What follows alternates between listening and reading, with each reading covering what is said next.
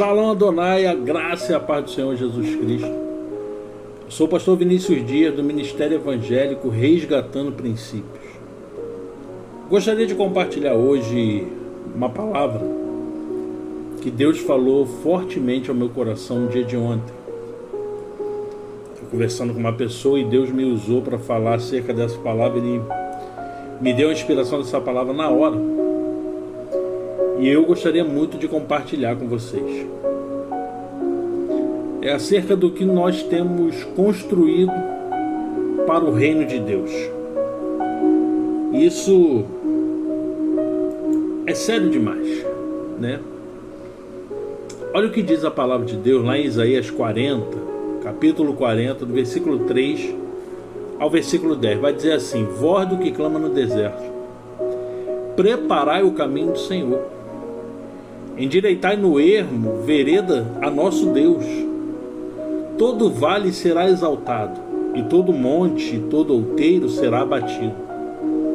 E o que é torcido se endireitará, e o que é áspero se aplanará, e a glória do Senhor se manifestará. E toda a carne juntamente a verás, pois a boca do Senhor disse. Uma voz diz, clama, e alguém disse, que hei de clamar? Toda a carne é erva, e toda a sua beleza como a flor do campo. Seca-se a erva e cai a flor, soprando nela o Espírito do Senhor. Na verdade, o povo é erva. Seca-se a erva e cai a flor, porém a palavra do nosso Deus subsiste eternamente. Tu, ó Sião, que anuncias boas novas, sobe a um monte alto. Tu, ó Jerusalém, que anuncias boas novas, levanta a tua voz fortemente.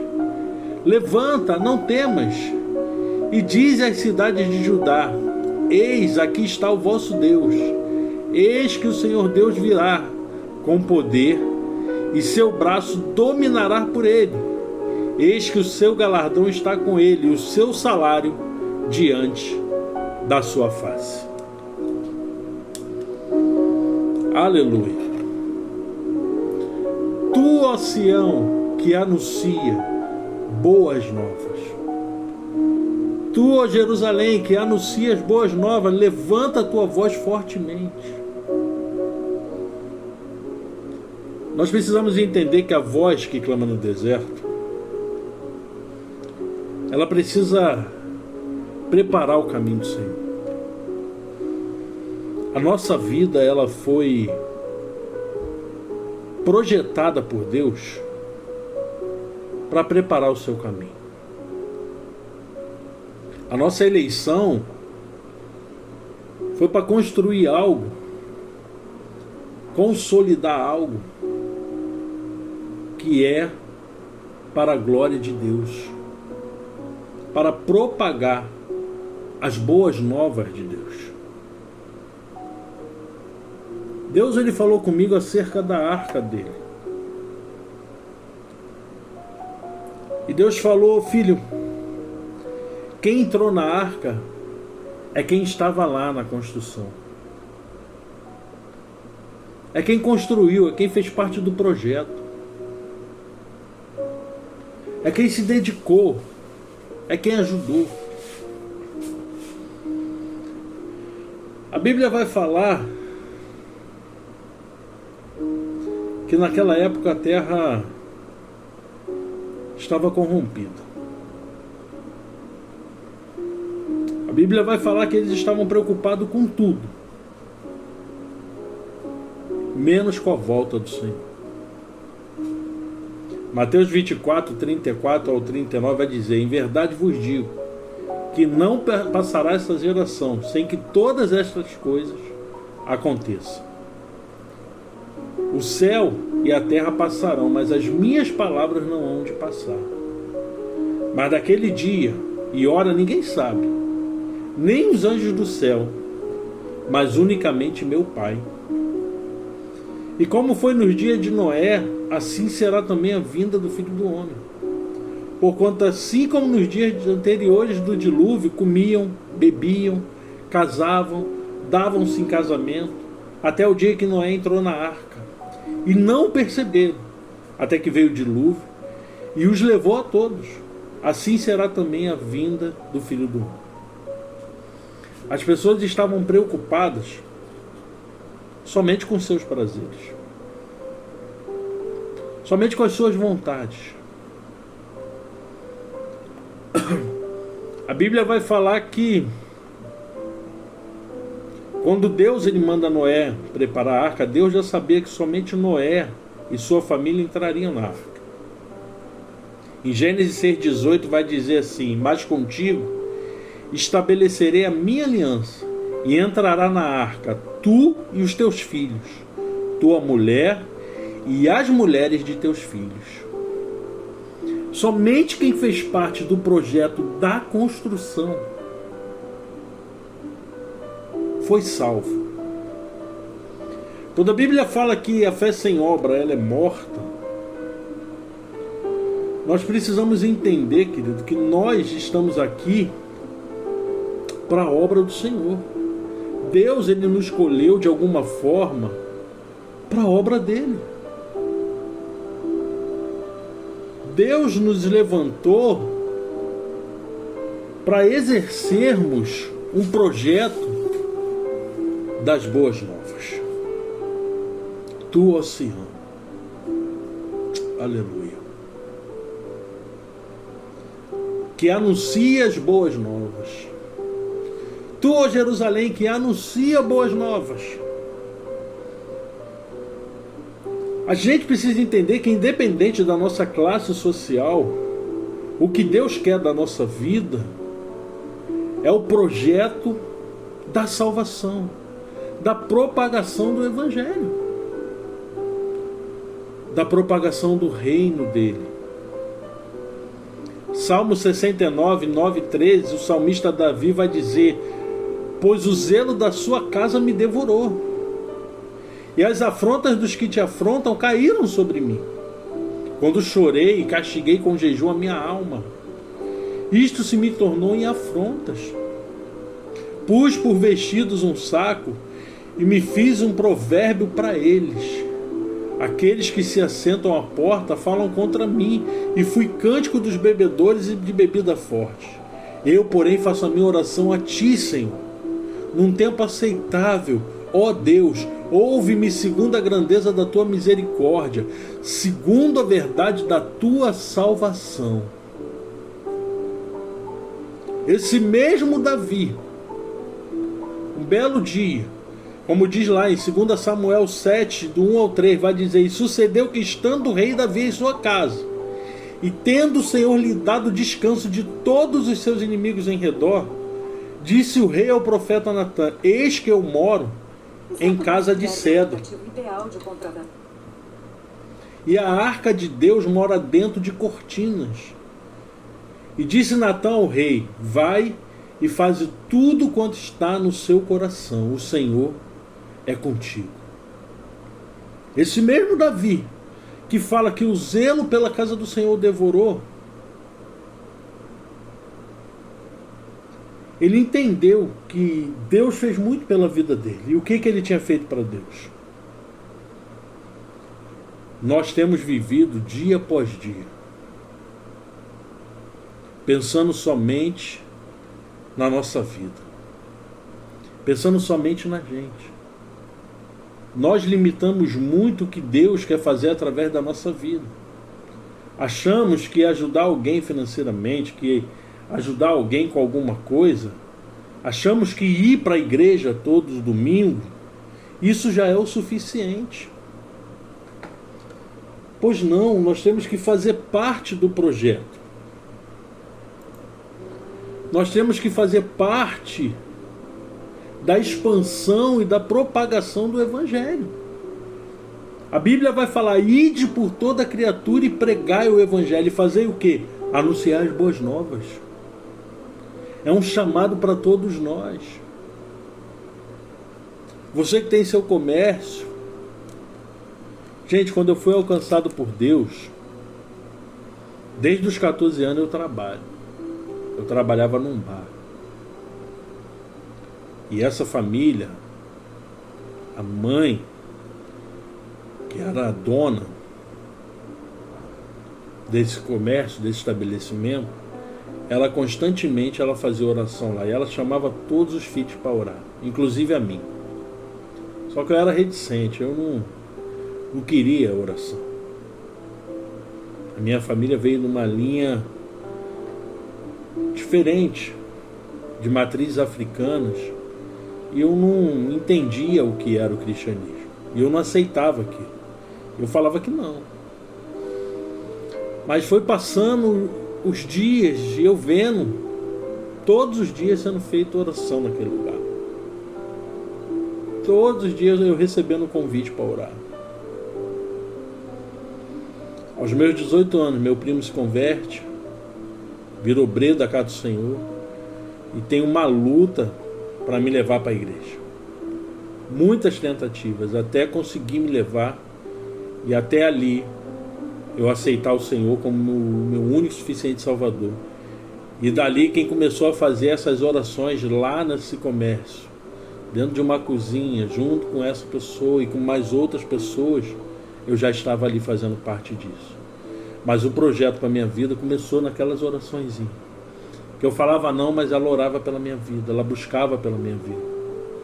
Eu sou grato a Deus pela vida dela, pela vida do meu primo. Eu falo sempre: Everton Luiz, aonde você estiver, irmão, sei que você está longe, morando longe, mas que você venha receber meu abraço.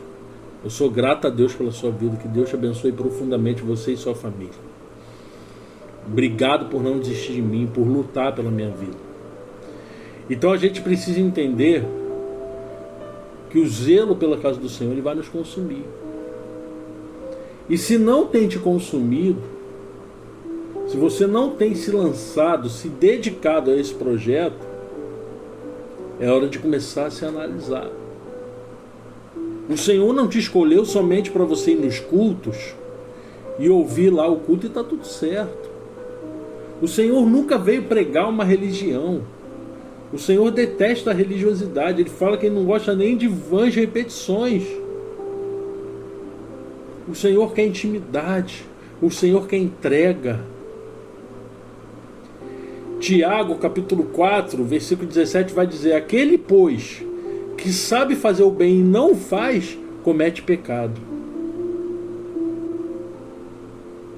Você sabe o que é servir e não está fazendo, você está cometendo pecado. E gente, a gente não sabe o dia de amanhã. Tiago 4 mesmo, versículo 14 e 16 vai dizer: digo-vos que não sabeis o que acontecerá amanhã. Porque que é a vossa vida? É um vapor que aparece por um pouco e depois se desvanece. Em lugar do que deveis dizer: se o Senhor quiser, e se vivermos, faremos isto ou aquilo. Mas agora vos gloriais em vossas presunções. Toda glória tal como esta é maligna. Nós temos que dizer: se o Senhor permitir, nós vamos cada dia mais nos lançar, nos entregar, porque a nossa vida está na mão do Senhor. Você vai ver em Atos as pessoas que iam se convertendo, elas vendiam o que tinham para suprir a necessidade de seus irmãos. Elas viviam todos os dias como se fosse o último dia. Porque você é como na época de Noé, querido. E se eu não estiver dentro da arca, se eu não estiver no projeto da arca, será que eu vou ser salvo? Será que a minha família vai ser salva? Noé obedeceu e decidiu construir um instrumento para a salvação. Olha que forte. O que você tem construído como instrumento para a salvação? Graças à disponibilidade de Noé, Noé era chamado de louco, porque estava investindo em algo daquela magnitude, daquele tamanho. A arca não era pequena para caber todos os animais. Noé era chamado de doido. Mas ele construiu o instrumento para a salvação, o instrumento para a continuidade populacional da terra. O que você tem que construir? Graças a essa disponibilidade, tanto ele quanto a família dele foi salvo. E eu imagino que a família ali estava no dia a dia, ajudando, trabalhando junto. E Deus salvou a todos. Quando você se propõe a construir instrumentos para a salvação, podem até te chamar de louco. Mas Deus é contigo e Ele vai salvar você e sua família através disso. Nós vamos ver constantemente o Senhor, quando o povo, eles receberam do Senhor, lá em Êxodo 25, 1 e 2 vai dizer: então falou o Senhor a Moisés dizendo: fala aos filhos de Israel que me tragam uma oferta alçada, de todo homem cujo coração se mover voluntariamente, dele tomareis a minha oferta alçada. O Senhor quer pessoas voluntariamente para construir o seu templo, para construir o seu propósito, para construir o seu projeto e o seu instrumento de salvação. E isso não se diz a quatro paredes. O projeto de salvação vai muito além do que quatro paredes. E olha 25:8. E me farão um santuário e habitarei no meio deles. A Bíblia fala que nós somos templo do Senhor. Então, o projeto de salvação, o instrumento de salvação está sobre a nossa vida. O que você tem feito pelo reino? O que você tem feito pela obra que te salvou, que te resgatou? Como você tem se lançado para o projeto de salvação? Como você tem se lançado para o projeto de Deus para ganhar mais almas? Se o lugar onde você está, ele não está preocupado em ir para a rua ganhar mais almas, me desculpa, ele está fora do projeto. Quando Deus chama Pedro, ele fala: Pedro, você não vai ser mais pescador de peixe, não. Agora você vai ser pescador de almas, de homens. Ou seja, Pedro, o projeto que eu tenho é por vidas, é por pessoas. E o que faz parte desse projeto? A minha vida faz parte desse projeto. A minha vida, ela precisa fazer parte desse projeto. Como Davi disse aqui no Salmo 69:11, olha o que ele diz: pus por vestido um saco e me fiz um provérbios para ele. Ele se fez palavra. A vida dele foi exemplo. Paulo fala: sede meus imitadores como eu sou de Cristo. O que Paulo está falando? Me tenha como referência. Porque eu sou um projeto de salvação. Eu sou um projeto de expansão. Eu sou um projeto de alcance de almas. Quando foi criado esse canal, o intuito foi o quê? Ganhar almas. O intuito não sou eu aparecer. O intuito não sou eu ficar famoso, não. O intuito é propagar o Evangelho. O intuito é ter isso como um instrumento de salvação. Um dia eu estava falando com uma prima minha. Ela falou: cuidado com esse negócio de canal. Eu falei: minha filha, Satanás usa essa ferramenta chamada internet para várias coisas. Nós temos que aprender a usar ela para o reino de Deus, para alcançar o máximo de almas possível. O que nós tivermos como oportunidade para propagar o Evangelho, nós temos que propagar o Evangelho. Eu tenho que falar o Evangelho no trabalho, eu tenho que falar o Evangelho na escola, eu tenho que falar o Evangelho na faculdade, eu tenho que falar o Evangelho na rua, eu tenho que falar o Evangelho no meu grupo de amigos. Eu tenho que propagar o Evangelho no meio da minha família, eu tenho que propagar o Evangelho. E o principal, eu tenho que ser a palavra, eu tenho que ser o exemplo. A Bíblia vai falar que o verbo se fez carne, falando de Jesus, que ele era a própria palavra. E se eu sou um cristão, eu sou um mini Cristo, eu tenho que ser a palavra. As pessoas têm que olhar para mim e ter a referência da palavra. Com as minhas atitudes, com o meu andar, com o que eu represento. Você é exemplo do que você fala e do que você é, do que você faz. Você é exemplo. E nós temos que entender que nós estamos numa construção. A Bíblia vai dar referência sobre a construção, sobre a rocha e sobre a areia. Aí você precisa entender como você tem construído a sua vida. Os dois construíram. O que construiu sobre a areia, veio a onda, o vento, a chuva, e derrubou e levou. Porque não estava estruturado. O que você tem que se perguntar é: o que eu estou construindo está estruturado? Está edificado para a glória de Deus? Está edificado para um propósito de ganhar almas? Nós vemos hoje muitas pessoas que são religiosas, que querem ir num templo. A gente vê hoje ministérios brigando pelos membros de outros ministérios. As pessoas estão preocupadas em ganhar o irmãozinho lá. Não, aqui é melhor. Aqui tem um ar-condicionado mais forte, aqui tem uma poltrona mais forte. O ministério de louvor aqui é profissa. Aqui tem um show pirotécnico. Eles não estão mais preocupados em ir para a rua pegar o perdido, em resgatar o bêbado, o drogado, a prostituta, o viciado, o ladrão. Não. É melhor resgatar lá o que já é convertido, o que já conhece a Bíblia. Eu tenho menos trabalho.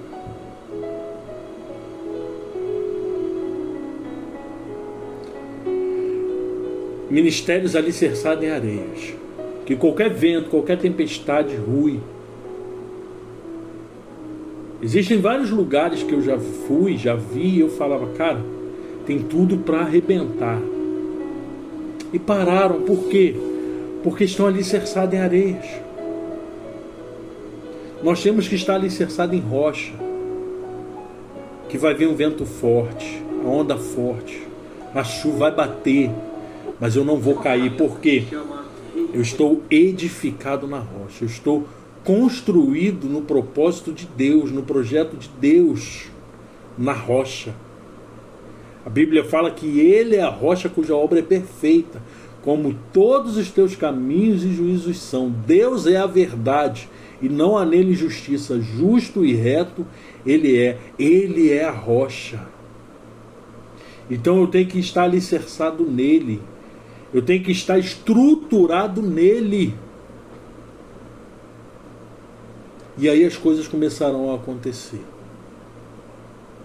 Nós estamos iniciando o nosso ministério. E eu tenho pedido todos os dias para Deus não me deixar sair do caminho, do foco, do objetivo, que é o que? Ganhar almas. Quer entregar meu coração, minha vida para Ele. Quer poder falar como o salmista Davi falou, que o zelo pela casa dele me devorou, me consumiu. Que é poder nos dedicarmos para vidas, por pessoas, para ações sociais. Eu falo para as pessoas que estão com a gente, eu falo: olha, eu não estou preocupado em jogo de luz, eu não estou preocupado em telão, não, eu estou preocupado com vidas. Estou preocupado com almas. Se vai ter ou não, se alguém vai doar para ter ou não, eu não estou preocupado com isso. Dinheiro do ministério é para ser investido em almas, em projeto para resgatar almas. A expansão que nós temos que fazer é resgatar vidas. O nosso propósito e o nosso projeto tem que ser o quê? Vidas. É entender o chamado que foi lá de Pedro. Pedro, você não vai mais se preocupar em pescar peixe, não. Peixe naquela época era recurso. Obrigado, Deus. Você vai investir em homens, você vai investir em almas, você vai investir em pessoas. Hoje você vai pescar pessoas. Então nós temos que nos preocupar com vidas. Nós temos que estruturar a nossa vida pensando em vidas. Existem tantas pessoas que estão aí fazendo devocionais, escola bíblica, que estão fazendo tanta coisa, mas a vida não é um testemunho. Pessoas perseguindo pessoas, pessoas falando mal de pessoas, pessoas agredindo com palavras pessoas, se achando melhor que outras pessoas. Gente, tudo alicerçado na areia. Primeiro vento, primeira tempestade, a primeira onda forte, cai toda a estrutura, se rompe porque não está edificado na rocha. Entenda, sua vida foi feita para construir algo mais sólido.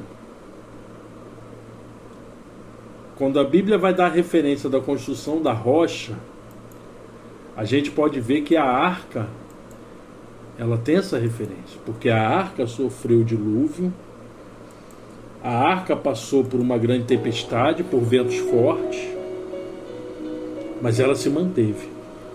Se manteve por propósito de Deus. Não importa o tamanho da chuva, não importa o tamanho do vento, não importa o tamanho da tempestade. A arca, ela foi parada em cima de um monte.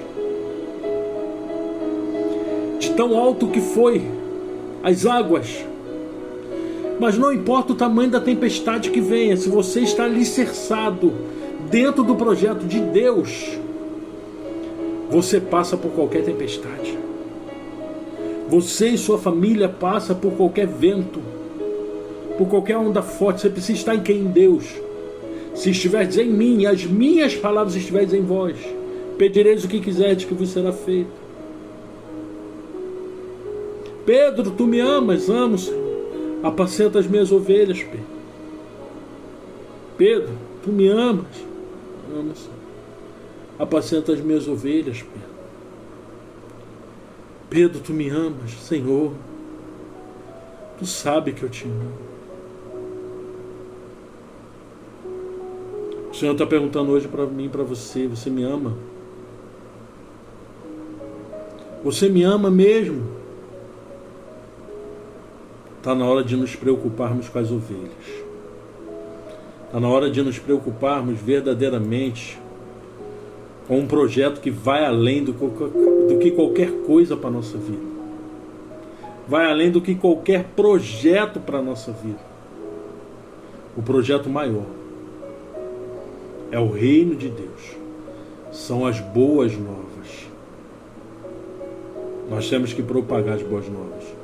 Nós temos que começar a construir e consolidar verdadeiramente o projeto da nossa vida para a salvação. A nossa arca. Quantos vão entrar?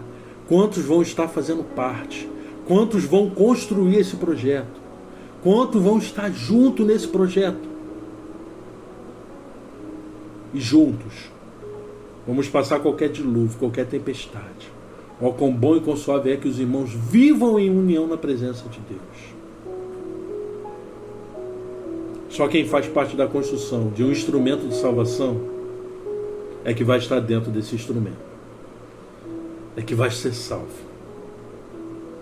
Enquanto outros estão preocupados em casar, em festa, em passeios, em bebedices, em dar-se em casar, nos seus próprios deleites, o instrumento de salvação está sendo construído. Muitos ouviram sobre o dilúvio. Muitos ouviram a pregação do que viria a acontecer. Como muitos ouvem hoje a pregação, Jesus está voltando. E ele garante, vai ser como no dia de Noé. Muitos tiveram a oportunidade de ouvir, mas não quiseram fazer parte do projeto, do instrumento da salvação. E quando a porta se fechou, já era. Quando Jesus voltar e buscar a sua igreja, não adianta. Não adianta. Você já ouviu, você já sabe a verdade. Se você está afastado, é tempo de se reconciliar. Olha os sinais acontecendo, olha as guerras, olha para o Oriente o que está acontecendo, olha tudo que está acontecendo no mundo. A Escritura está se cumprindo e você conhece a palavra e você está afastado dele. Está na hora de voltar. Está na hora de fazer parte da construção desse instrumento para a salvação. Está na hora de se firmar. Você está lá e não tem compromisso. Está na hora de se firmar. Está na hora de fazer parte desse projeto da salvação. Se você está lá e está falando mal dos outros, e está agindo mal com as pessoas, as suas atitudes não condizem com as boas novas, com o Evangelho de Cristo, está na hora de se analisar. A Bíblia fala: analise, pois o homem é a si mesmo. Está na hora de se consertar. E o meu povo que se chama pelo meu nome, se o meu povo que se chama pelo meu nome se humilhar e orar e se arrepender dos seus pecados, dos seus maus caminhos, então eu os ouvirei do céu, sararei a sua terra, perdoarei os seus pecados. O Senhor está nos dando a oportunidade de consertar a nossa vida. O Senhor está nos dando a oportunidade de fazer parte de um projeto de salvação. Está na hora de acordar, igreja. Está na hora de voltar a orar como orava antes, de se consagrar como se consagrava antes, de buscar como buscava antes. Espero que essa palavra fale ao seu coração. Que Deus abençoe em nome de Jesus. Se você puder compartilhar essa palavra e fazer parte também desse projeto de salvação, que Deus abençoe sua vida. Em nome de Jesus Cristo. Fiquem na paz e que Deus abençoe.